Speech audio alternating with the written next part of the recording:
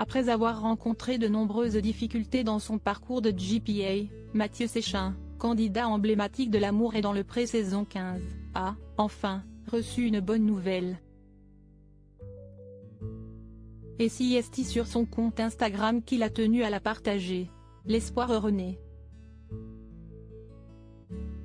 La 15e saison de L'amour est dans le pré avait, notamment, été marquée par Mathieu Séchin. Et pour cause, ce dernier avait évoqué sans tabou sa maladie incurable, douloureuse et dégénérative, celle de Cadacil. L'agriculteur avait, en effet, ému Karine Le Marchand, les téléspectateurs, mais également son prétendant Alexandre, avec qui il s'était marié en 2021. Et si est ensemble qu'ils s'étaient lancés dans la longue et fastidieuse aventure de la GPA, une pratique extrêmement coûteuse et interdite en France.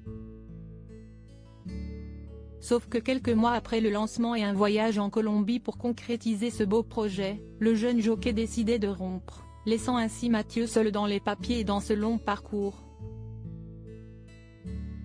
Malgré cette douloureuse séparation et les étapes compliquées à franchir, l'éleveur de taureaux n'a donc pas lâché l'affaire. J'organise ma vie professionnelle pour travailler à la maison. La décision, c'est que je vais faire le bébé tout seul.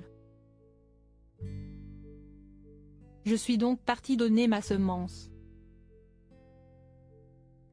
Avouait-il à Jordan de Luxe, prêt à tout pour aller au bout de ses rêves et enfin, devenir père. L'espoir renaît chez Mathieu, prêt à tout pour avoir un enfant. Alors qu'il pensait avancer et tenir un bébé dans ses bras d'ici 2024, tout s'est effondré. D'abord, lorsqu'il a appris être atteint de 2 autres maladies génétiques, je ne me rappelle plus des noms, mais il y en a une où je ne produis pas de biotine, donc il faut que je prenne un complément alimentaire. Donc si est pour ça que je fais de l'eczéma et que j'ai des sautes d'humeur. Et une autre, où je risque, si est un gène récessif, si j'ai une donneuse d'ovocytes qui a le même gène récessif, de faire une fille avec une hypervirilisation plus tard, expliquait-il à Sam Zira. Une mauvaise nouvelle suivie d'une deuxième, si est le cœur gros que je vous annonce n'avoir qu'un seul embryon viable, confiait-il le 10 mai 2023 sur Instagram, très peiné à l'idée de devoir recommencer à zéro. Mathieu a tout de même gardé espoir et il a visiblement bien fait.